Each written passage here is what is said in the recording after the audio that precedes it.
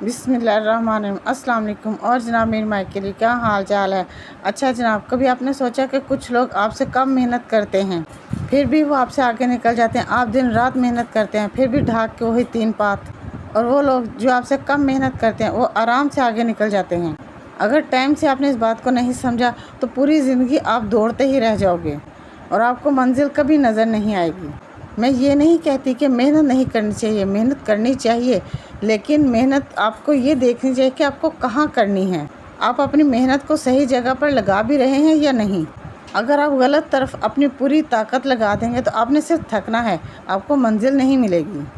آج کل لوگ غلطی یہ کرتے ہیں کہ وہ مصروف ہونے کو محنت کرنا سمجھ لیتے ہیں۔ سارا دن فون پر لگے رہو، یہ میٹنگ وہ میٹنگ، یہ کام وہ کام، اور تھک کر ہار کر شام کو سو جانا، اور جب ہفتے کے آخر میں سوچو کہ کیا کام کیا تو صرف خالی پن دماغ میں آتا ہے۔ مصروف ہونے اور پروڈکٹیو ہونے میں فرق ہوتا ہے۔ مثال کے طور پر اگر ایک آدمی سارا دن کلہاڑی چلا رہا ہے پیڑ پر، لیکن کلہاڑی ہی کند ہے تو پیڑ تو کٹے گا نہیں، اس کی ساری مصروفیت ہی ضائع گئی۔ سمجھدار آدمی پہلے رک کر کلہاڑی کو تیز کرے گا اور یہ نہیں سوچے گا کہ میرا ٹائم ضائع ہو رہا ہے، وہ اپنی کلہاڑی کو تیز کرے گا، اس کے بعد کام شروع کرے گا۔ لمبی چھلانگ کے لیے 2-4 قدم پیچھے آنا پڑتا ہے، اور وہ 2-4 قدم پیچھے آنے کا مطلب یہ نہیں ہوتا کہ ہم نے اپنی ہمت ہار دی ہے یا ہم پیچھے کو چلے گئے ہیں۔ 2-4 قدم پیچھے ہٹ کر ہی آپ ایک لمبی چھلانگ لگا سکتے ہیں۔ ہم لوگ دن بھر اتنے کاموں میں مصروف رہتے ہیں کہ دماغ میں یہ آتا ہی نہیں کہ صحیح کام کہاں کرنا ہے اور کہاں ہم نے کام چھوڑنا ہے۔ فون اٹھایا، تھوڑی دیر نوٹیفیکیشن دیکھی، پھر سوشل میڈیا پر تھوڑا سا دیکھا، جس نے ہم کہتے ہیں 5 منٹ دیکھ لیں گے، لیکن وہ ہمارے کئی گھنٹوں پر منحصر ہو جاتا ہے۔ اس کے بعد ہم اس کو چھوڑ کر کام شروع کرتے ہیں تو اچانک دماغ میں کچھ نہ کچھ یاد آ جاتا ہے تو ہم اس کو چھوڑ کر پھر اس طرف مصروف ہو جاتے ہیں۔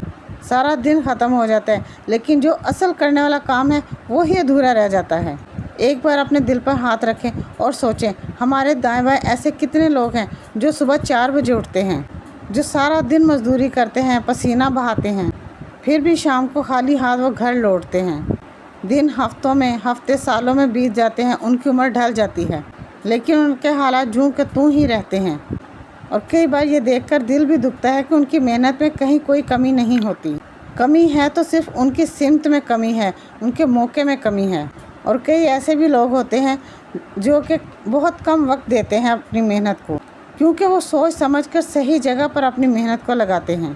چونکہ انہوں نے سوچ سمجھ کر صحیح جگہ پر محنت لگائی ہے تو تھوڑے عرصے میں ہی وہ ترقی کر کے آگے نکل جاتے ہیں، اور ان کو دیکھ کر سبق حاصل کرنا چاہیے کہ یہی زندگی کا وہ لیسن ہے جو ہمیں یہ سکھاتا ہے۔ وہی 24 گھنٹے سب کے پاس ہیں، وہی محنت سب کے پاس ہے، لیکن ہمیں بھی سوچ سمجھ کر اپنی صحیح سمت کی طرف دھیان لگانا چاہیے۔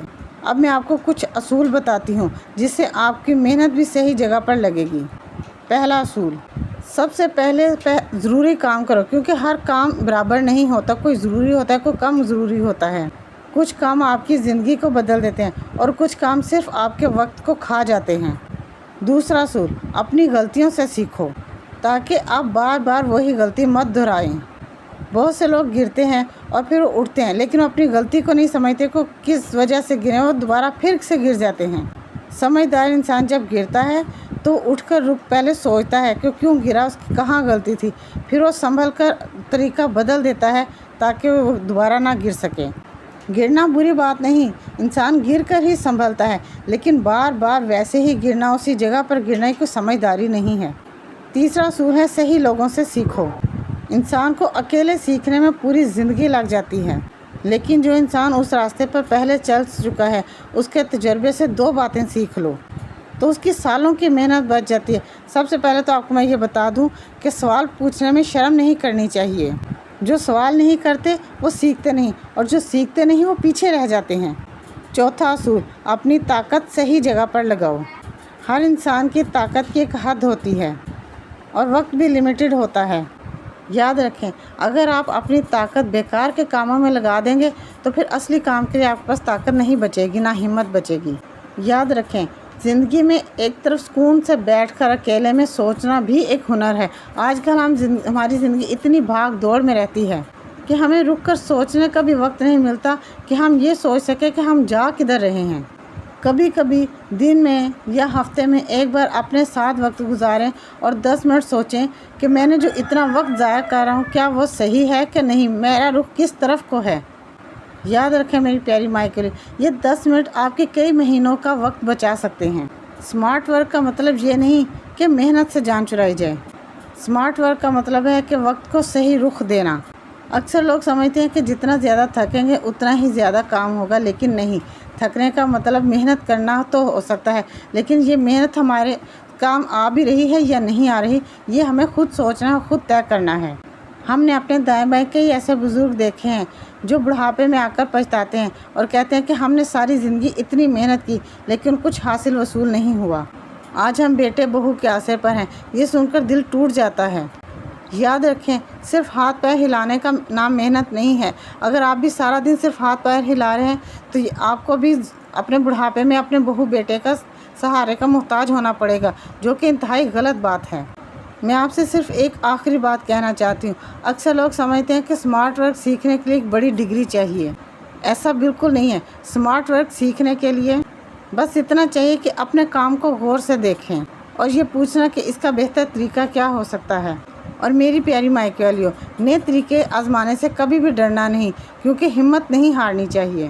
جو انسان سیکھنے سے نہیں ڈرتا وہی آگے بڑھتا ہے، اور میں جانتی ہوں کہ میری مائیکے والیاں کبھی بھی سیکھنے سے نہیں ڈرتی۔ میری پیاری مائیکے والی، بات بہت چھوٹی سی ہے۔